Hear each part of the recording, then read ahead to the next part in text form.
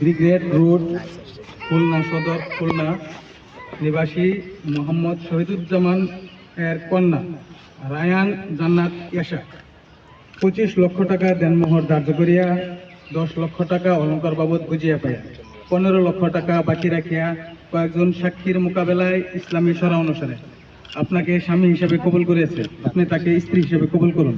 বলুন কাবিল তো আলহামদুলিল্লাহ। কাবিল তো আলহামদুলিল্লাহ। আসসালাতু আসসালামু আলা রাসূলিল্লাহ। কাবিল তো আলহামদুলিল্লাহ। আমি রায়ান জান্নাত এশাকে স্ত্রী হিসেবে কবুল করিলাম। আমিন।